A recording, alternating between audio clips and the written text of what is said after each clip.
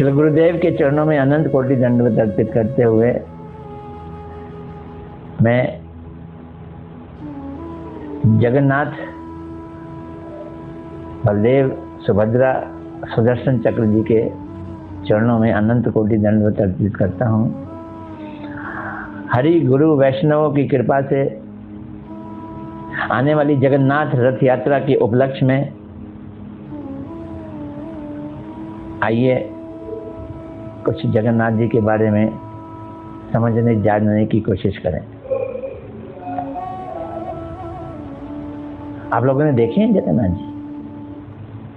बड़े विचित्र से उनकी विग्रह हैं। खुली खुली आंख, बिना पलकों, अंदर घुसे हुए हाथ, उसमें उंगलियां भी नहीं हैं, और धसे हुए पैर। ये क्या उनका विचित्र स्वरूप है।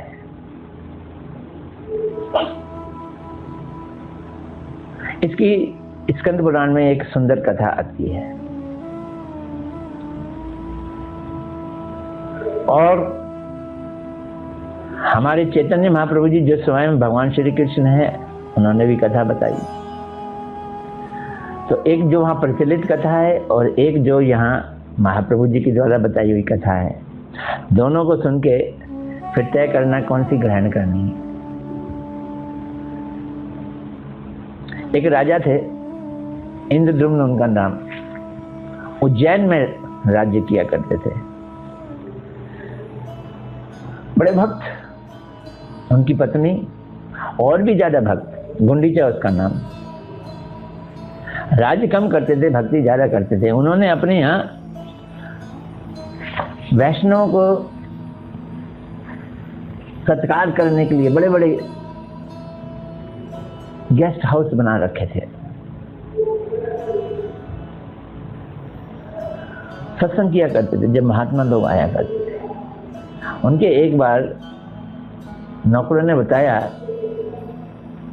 कि हमारी धर्मशाला में कुछ भक्त आए हैं, वो भगवान के दर्शन करके आए हैं। बड़ा सुंदर भगवान के दर्शन है, नील माधव उनका नाम है।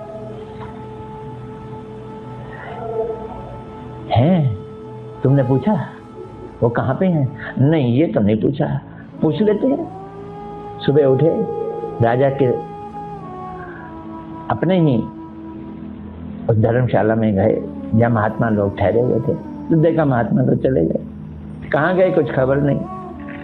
अब ये नील माधव को खोज रहे हैं। बड़ी मुश्किल से चारों ओर लोगों को दौड़ाया और कहा कि 4 महीने के बाद सब वापस आ जाना। एक विद्यापति करके उनके सेवक थे, वो खोजते खोजते खोजते खोजते वहीं एक स्थान पे पहुंच गए। वो गांव बड़ा सुंदर, बहुत ही महकता हुआ। सोचा कि यहाँ बैठ के मैं भगवान का चिंतन करूंगा, प्रार्थना करूंगा, शायद भगवान दर्शन देंगे। लोगों से पूछा यहाँ कहाँ ठहर सकता हूँ? बोलते हैं यहाँ एक विश्व वत्सु करके भगवान का भक्त है तो शबर जाति का, लेकिन बहुत अच्छा भक्त है, उसके घर में ही सब ठहरते हैं। पहुंच गए जी वहाँ। कौन? विद्यापति जी। विश्व वस्तु तो नहीं मिला, उनकी बेटी ललिता मिल गई।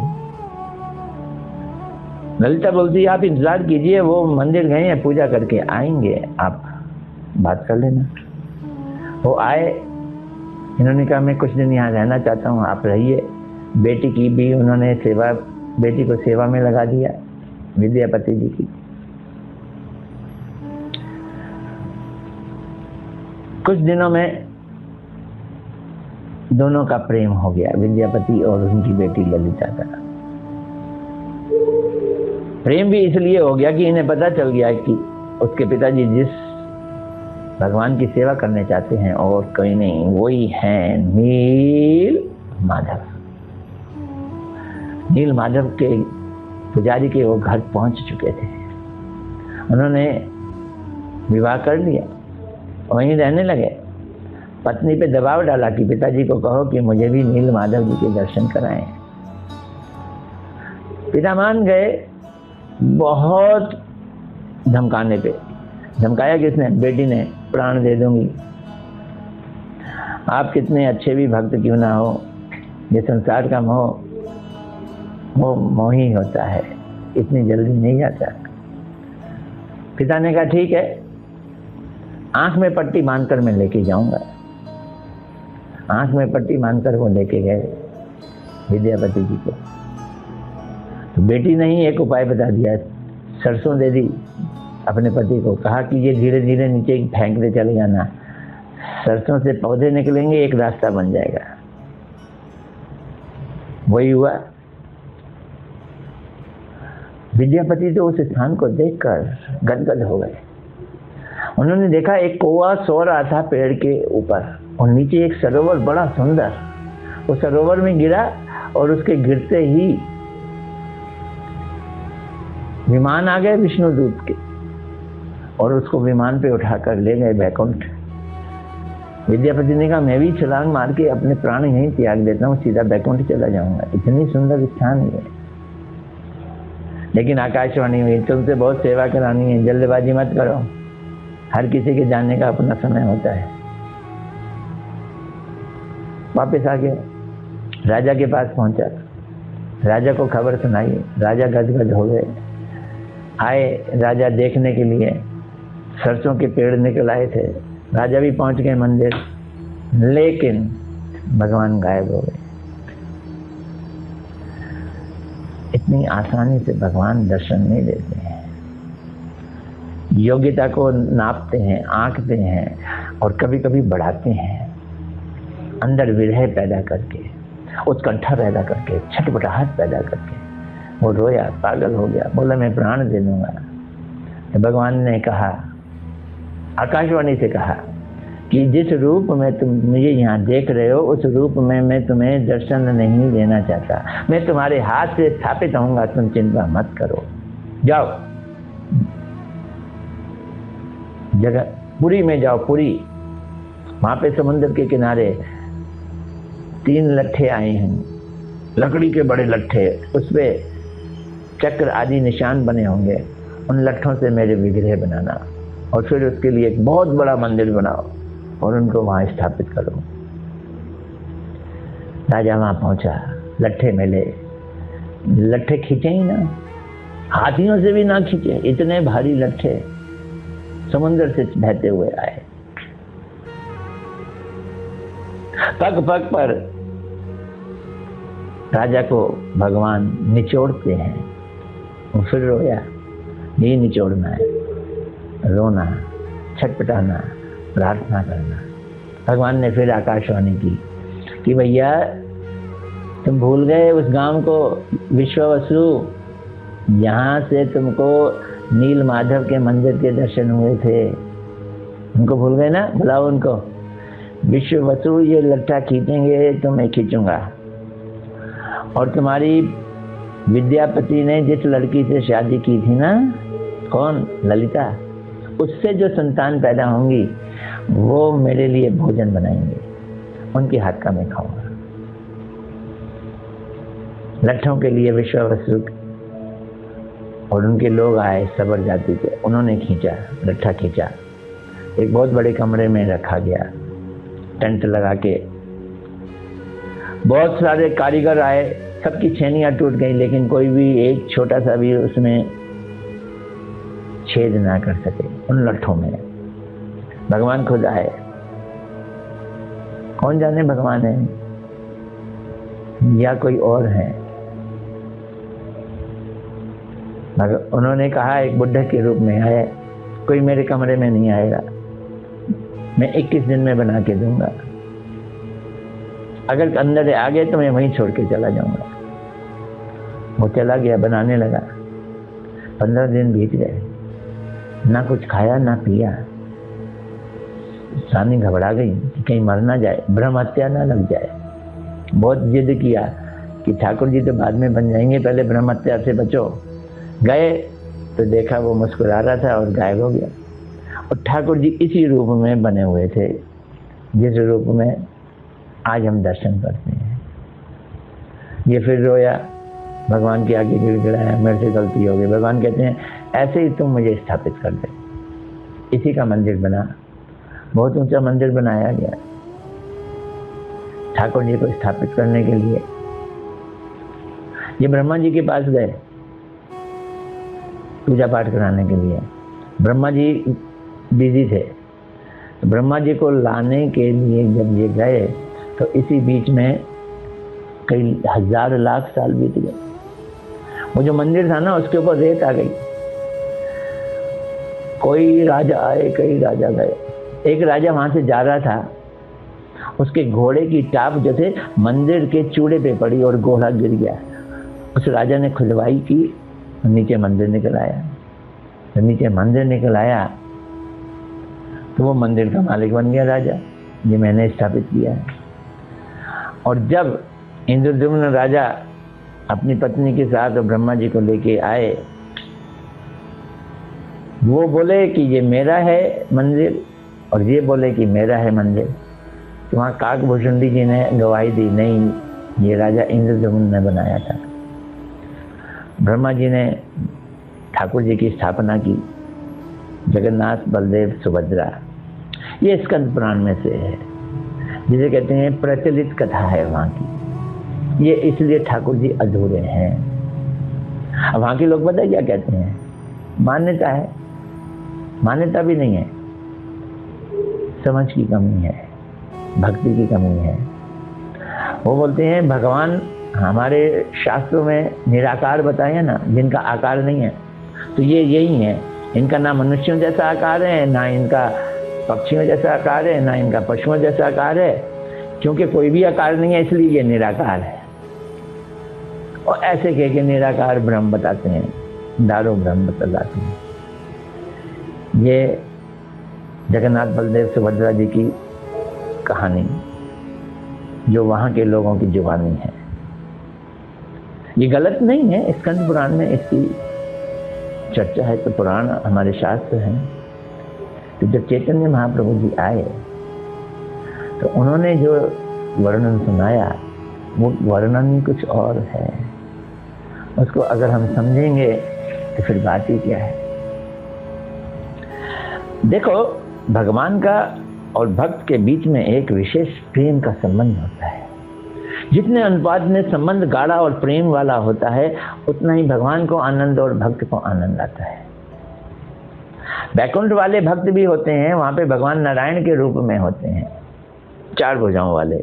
भगवान भक्ति से वशीभूत हो जाते हैं, स्तुतियों से नहीं वशीभूत होते, प्रसन्न तो हो जाते हैं। लेकिन जब उनके प्रेमी भक्त उनको अपने घर का संबंधी बना लेते हैं, जैसे माँ यशोदा बेटा बना लेती हैं, सखा लोग अपना मित्र बना देते हैं, उनको ये एहसास नहीं होने देते कि आप भगवान हैं। ह्यूमन लाइक रिलेशनशिप, नरवत संबंध, इन संबंधों से जो भगवान को अपने प्रेम से वशीभूत करते हैं, भगवान को बड़ा आनंद आता है। तो चैतन्य महाप्रभु स्वयं भगवान कृष्ण हैं और वो राधा जी का भाव लेके प्रकट हुए। तो उन्होंने ब्रज का वो जो प्रेम है, उस प्रेम भाव को जगन्नाथपुरी के उस स्वरूप में बांटा। तो चैतन्य महाप्रभु के समय की कथा जो हमने अपने गुरु वर्ग से सुनी है, वो इस प्रकार है कि एक बार कृष्ण की सारी पत्नियां रोहिणी मैया को लेकर एक बहुत बड़े हॉल में बैठ गई। बोलती हैं, मैया एक बात तो बताओ, हम कृष्ण को खुश नहीं कर पाती। 16,108 पत्नियां कृष्ण को खुश नहीं कर पाती। द्वारका में रहते हैं, याद वृंदावन की करते हैं, ब्रज गोपियां उनके दिमाग में घूमती रहती हैं। इसका क्या कारण है? रोहिणी मैया बोलती है, मैं नहीं बता सकती। वहां पे जो इनको प्यार मिलता था, उस प्रेम का तुम कल्पना भी नहीं कर सकती। रोहिणी मैया के पीछे पड़ गई ये सारी की सारी पत्नियां कृष्ण की। अच्छा, वहां के बारे में बतलाओ तो सही। ये है हरि कथा। रह रहे हो द्वारका में, पत्नी हो कृष्ण की, श्रवण कर रहे हो ब्रज की। वाह क्या बात है। रोहिणी बोलती है मैं सुनाऊंगी तो ये भागे भागे आ जाएंगे, ये रुकेंगे नहीं। तो उन्होंने बाहर सुभद्रा जी की ड्यूटी लगा दी कि कृष्ण और बलराम जी को अंदर नहीं आने देना है। फिर माँ रोहिणी ने कृष्ण के बाल काल की कथाएं सुनाई। हमारे गुरु महाराज जी इस चीज को बहुत सुंदर वर्णन करते थे। बृहद भागवत मृत में श्री सनातन गोस्वामी जी ने भी वर्णन किया है कि किस तरह से नारद जी वो भी एक बार ऐसे द्वारका में पहुंचे और कृष्ण जो हैं वो उस समय अपने कमरे में तबीयत खराब के बहाने लेटे हुए थे। और सच्चाई ये थी कि वो वहाँ पे गोपियों को याद कर करके दहाड़े मार के रो रहे थे। और तभी भी उनकी पत्नियों से और बाकी उन लोगों से बातचीत हुई। सबने कहा कि कृष्ण रहते द्वारका में है पर दिल इनका ब्रज में रहता है। ऐसे ही रोहिणी मैया सुना रही हैं, जहाँ कृष्ण की कथा होती है कृष्ण वहीं पे जाते हैं। इसलिए कहा है भगवान को वश में करना है ना, उनकी कथा को सुनो, उनकी कथा को बोलो और उनका नाम बोलो, उनका नाम जाप करो। यही भक्ति है। कोई करे तो भगवान भागे भागे आते हैं। आ गए उस स्थान पे भगवान, और भगवान ने सुभद्रा जी को कहा कि तू भी बाहर से सुन रही है, हमें भी बाहर से सुन देती तो हमारी बहना है। उन्होंने बहना को ब्राइब किया अपने प्यार का। अब तीनों जने सुन रहे हैं। क्या सुन रहे हैं? रोहिणी मैया की बातें। अभी जो रोहिणी मैया को सारी बातें मालूम नहीं है कि कृष्ण ने कैसे रास रचाया। अभी तो रोहिणी मैया को मालूम नहीं है कि राधा जी और गोपियों के संग उनकी क्या बात होती होंगी, लेकिन कुछ उनको भनक है, भनक। वो अभी वो भनक ही सुना रही हैं। उस भनक की खनक से ही ये तीनों जने ऐसे आविर्भूत हो गए। कौन तीनों? कृष्ण, बलदेव और सुभद्रा जी। ये ऐसे आविर्भूत हो गए कि इनकी आंखें फटी की फटी रह गई, शरीर गल गया, हाथ अंदर घुस गए, पैर अंदर घुस गए। नारद जी भी वहां पहुंच गए। नारद जी ने भगवान के स्वरूप को देखा तो जैसे ना एक फोटो खींच ली, स्नैप, खड़ाक। बोलते हैं प्रभु वाह, आपका ये स्वरूप कौन सा स्वरूप है? जिस समय कृष्ण अपनी ही ब्रज की कथाओं को सुनकर इतने आविर्भूत हो गए, ओवरवेल्म्ड हो गए कि उनकी बॉडी पिघल गई, और उस समय जो उनका स्वरूप बना, ये वो स्वरूप जगन्नाथ जी, ये वो स्वरूप बलदेव जी, ये वो स्वरूप सुभद्रा जी। वहाँ के जगन्नाथपुरी के पंडित लोग उनको निराकार ब्रह्म के रूप में देख रहे हैं। स्कंद पुराण को पढ़ने वाले लोग कह रहे हैं कि ये अधूरे बनाए गए थे इसलिए ऐसे ही स्थापित हो गए। लेकिन महाप्रभु जी के भक्त कह रहे हैं कि ये ब्रज गोपियों और ब्रजवासियों के प्रेम में डूबे हुए ये कृष्ण का स्वरूप है। यही स्वरूप वाले जगन्नाथ जी, इनको रथ पे बैठाल के ले जाया जाता है। अब रथ पे बैठाल के जाने की भी कहानी अलग अलग है। वहाँ के लोकल लोग जगन्नाथपुरी के तो सोचते हैं कि ठाकुर जी बीमार हो गए थे, उनकी तबीयत ठीक नहीं थी, वो चहलकदमी करने के लिए बाहर निकले हैं। और एक चीज और है, वहाँ पे जगन्नाथ जी के दर्शन गैर हिंदू लोग नहीं कर सकते, जो हिंदू नहीं है वो नहीं देख सकते। तो ये पतित पावन है, तो पतितों का उद्धार करने के लिए साल में एक बार बाहर ओपन टू ऑल, इसलिए बाहर आ जाते हैं। फिर सारे लोग उनको भोजन खिलाते हैं, जहां से जैसे बैठे, जिसके हाथ में जो, ये लो प्रभु। भगवान हर जगह का, हर किसी का अपनी आंखों से दर्शन से ही भोग ग्रहण करते हैं। जनता जनार्दन के लिए दयालु बन के बाहर आ जाते हैं। और कहाँ घूमने के लिए जा रहे हैं? जहाँ जाते हैं 3-4 किलोमीटर दूर एक दूसरा मंदिर बनाया गया है। वो इंद्रद्युम्न की पत्नी ने बनाया, इसलिए उसका नाम ही है गुंडीचा मंदिर। गुंडीचा नाम था ना उनका, गुंडीचा मंदिर उनका नाम है।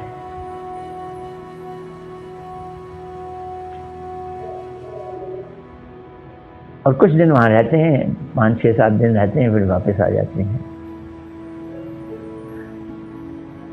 लेकिन चैतन्य महाप्रभु जी ने इस जगन्नाथ रथ यात्रा का भी मतलब कुछ एकदम अद्भुत निकाल लिया। एकदम अद्भुत, हृदय भर आएगा उस कथा को सुनने से। महाप्रभु जी नाच रहे हैं, कीर्तन कर रहे हैं। उन्होंने राजा के पुजारी काशी मिश्र को बोला कि राजा को कह दो कि अब अपने सेवकों को ना भेजें। हमारे ठाकुर जी जगन्नाथ मंदिर से गुंडीचा मंदिर जाते हैं। गुंडीचा मंदिर 1 साल तो बंद रहता है। उस मंदिर को साफ करने के लिए राजा के कर्मचारी आते थे। उन्होंने कहा कर्मचारी सफाई नहीं करेंगे, हमारे कर्मचारी सफाई करेंगे, हमारे भक्त सफाई करेंगे। मटके दे दो, झाड़ू दे दो। और भक्तों के द्वारा मंदिर की सफाई का सिलसिला शुरू किया चैतन्य महाप्रभु ने, और इसको कहते हैं गुंडीचा मंदिर मार्जनम, गुंडीचा मंदिर का मार्जन। और इसमें महाप्रभु जी ने बताया कि वास्तव में ये मंदिर का मार्जन जो है वो हृदय के मंदिर का मार्जन होता है। This way you are cleaning your heart. मन मंदिर में गाफिला झाड़ू रोज लगाया कर। पहले झाड़ू से सफाई, फिर पानी से सफाई, फिर पोछा लगा के सफाई, उसके ऊपर भगवान को बैठा देना। और फिर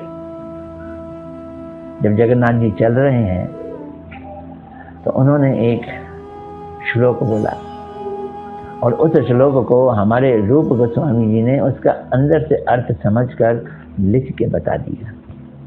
एक बड़ी अद्भुत घटना घटित हुई। जब चैतन्य महाप्रभु जी रथ यात्रा शुरू किए तो उन्होंने तब राजा को कहा कि हमारे भक्त लोग रथ खींचेंगे। रथ भी वहां राजा के कर्मचारी खींचते थे।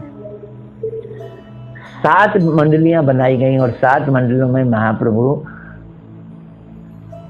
कीर्तनियों को नियुक्त किया। 2-2, 3-3 मृदंग बजाने वालों को नियुक्त किया।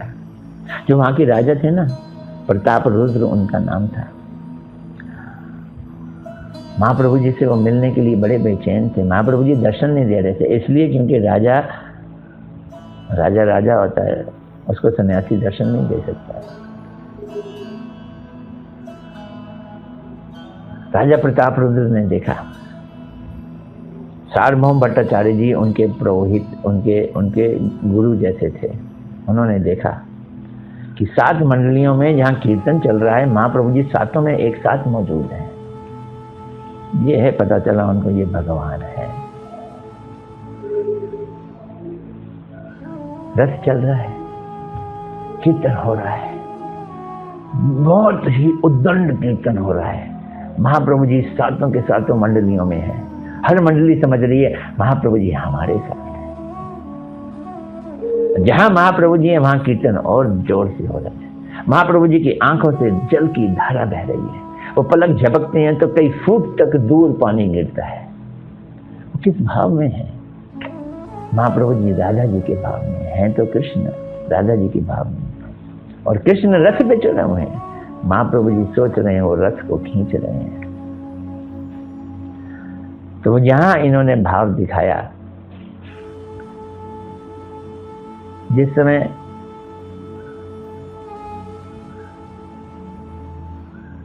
कृष्ण द्वारका में थे ना, तो एक समय सूर्य ग्रहण लगा। सूर्य ग्रहण के समय कृष्ण ने कहा कि हम लोग कुरुक्षेत्र में जाकर स्नान करेंगे। सारे द्वारका वासी कुरुक्षेत्र में स्नान करने के लिए चले। इधर से पांडव लोग भी आए हस्तिनापुर से। ये खबर ब्रज में भी पहुंची। नंद बाबा, यशोदा, सबने मीटिंग की। कृष्ण इतनी दूर से कुरुक्षेत्र आ रहे हैं, कुरुक्षेत्र हमारे ब्रज के पास है, चलो हम भी स्नान करने चलते हैं। हृदय उन लोगों का विरह से दबा पड़ा था। उनके हृदय में तो एक ही स्नान है, कृष्ण दर्शन स्नान। 80 साल बीत गए हैं कम से कम, कृष्ण से मिले नहीं। ब्रजवासी लोगों की विरह की कल्पना कौन कर सकता है? एक ही उनकी छटपटाहट है। गोपियां एक आस में जी रही हैं कि कृष्ण आएंगे, और राधा जी तो मूर्छित ही सी रहती हैं। चल पड़े सब लोग। तो महाप्रभु जी ने ये वाला भाव दिया कि कुरुक्षेत्र में सब मिलने के लिए पहुंचे। तो कृष्ण सबसे पहले तो अपनी मैया यशोदा के पास गए। इतने बड़े हो गए, 100 साल की करीब उम्र है उनकी, लेकिन माँ की गोदी में वही 2.5 साल का बच्चा मैया करके बैठ गए गोदी में, आंखों से झरझर आंसू बह रहा है। माँ भी बुरी तरह से रो रही है। देवकी भी वहां थी। देवकी कहती है, अरे बाप रे, मेरे को तो ऐसा मैया कहा नहीं कभी, मेरे लिए तो ऐसा रोए नहीं कभी, और इनके लिए इतनी जोर से रो रहे हैं। 2 भक्त हैं, दोनों माँ हैं, दोनों क्लेम करती हैं हम कृष्ण की माँ हैं। देवकी भी कहती है मैं माँ हूँ, यशोदा कहती है मैं माँ हूँ। अब कृष्ण किसको माँ कहते हैं, ये देखने वाली बात है ना। रहते वो देवकी के साथ हैं, द्वारका में रह रहे हैं, लेकिन मैया कह रहे हैं वो यशोदा को। भगवान जिसको कहे मैया तो वो है ना। देवकी ने कहा, अरे यशोदे तू बड़ी अच्छी है, तूने दूसरे के बेटे को आंख की पुतली की तरह प्रेम दिया। कुछ कुछ बोल रही है ताकि यशोदा को लगे कि ये तेरा बेटा नहीं है। रोनी मैया भी वही है। रोनी ने कहा कि ये इन दोनों के प्रेम के मजाक किरकिरा करना चाहती है। रोनी देवकी को वहां से उठा के ले गई। माँ यशोदा ने कहा, बेटे गोपियों के पास चला जा, राजा जी के पास चला जा, अगर देर कर दी तो वो यहीं कुरुक्षेत्र में प्राण त्याग देंगी। कृष्ण उनके पास गए। कई सालों के बाद कृष्ण अपनी प्रेमिकाओं से मिले, गोपियों से मिले। भागवत में एक छोटा सा इसका वर्णन है। कृष्ण जब गोपियों से मिले तो उन्होंने जो गोपियों को कहा,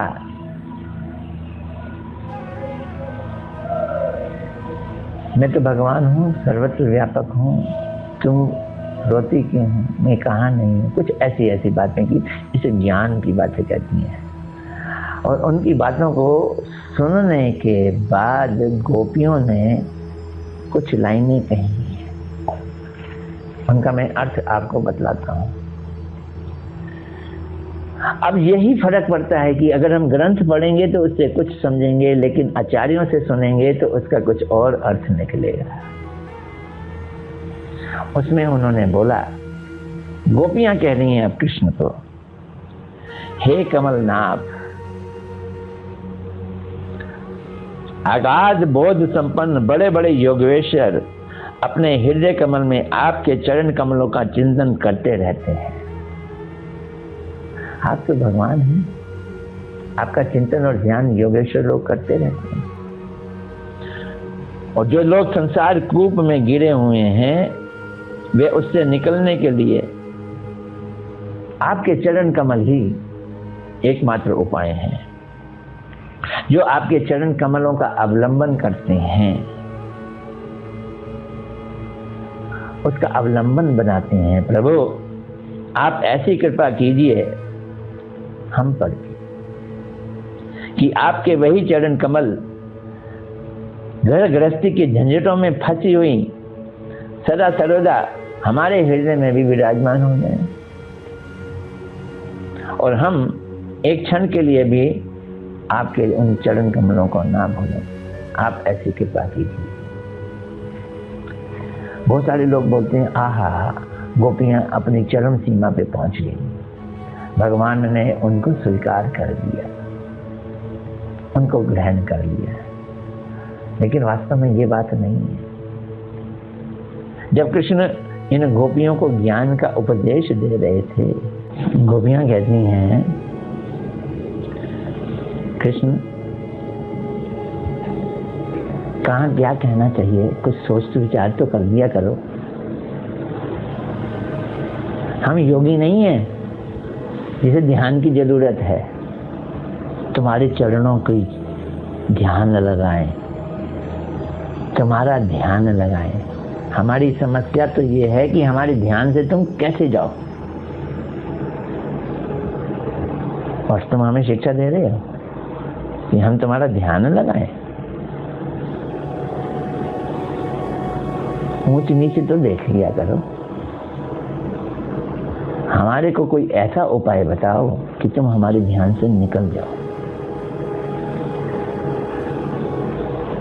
उनको तुम्हारी ध्यान की जरूरत होगी जो संसार कूप में पड़ी हुई हैं। हम तो संसार कूप छोड़ के तुम्हारे नंदगाम के पास में उद्धव कियारी में बैठी रहती हैं, तुम्हारे बारे में बात करती रहती हैं, तुम्हारा चिंतन करती रहती हैं। तो राधा जी बोली कृष्ण अच्छा चलो तुम्हारी बात मान लेते हैं। तुम कहते हैं ना कि हम अपने मन में तुम्हारे चरणों को ध्यान लगाएं, उदय कराएं। तो सुनो हमारी बात, मेरा मन जो है ना वो वृंदावन है। मन और वृंदावन एक है। अगर तुम चाहती हो कि मन में तुम्हारे चरण आए तो तुम वृंदावन में चरण ले आओ। तो जैसे ही वृंदावन में चरण आएंगे वो मेरे मन में आ जाएंगे। कृष्ण मुस्कुरा दिए, बोले ठीक है ले चलो। मैं अपने आप को ढीला छोड़ दिया, मुझको तुम वृंदावन ले चलो। तब सब गोपियों ने अपने मन का रथ बनाकर उस पे कृष्ण को आरूढ़ करके चढ़ाकर और प्रेम की रस्सी से खींचकर कुरुक्षेत्र से गोपियां कृष्ण को वृंदावन ले जा रही हैं। ये है जगन्नाथ रथ यात्रा जो हमारे महाप्रभु जी का विचार है। तो महाप्रभु जी ने चहलकदमी वाले कृष्ण को रस्सी से खींच के ले जाने का कार्य नहीं किया। गोपियां बनकर मन के रथ पे चढ़ाकर प्रेम की रस्सी से खींचकर कृष्ण को कुरुक्षेत्र से कहाँ ले जा रही हैं? वृंदावन ले जा रही हैं। ये है गौड़िया संप्रदाय, गौड़िया धारा की जगन्नाथ रथ यात्रा, जिसके लिए सारे लोग उमड़ घुमड़ कर कीर्तन करते हुए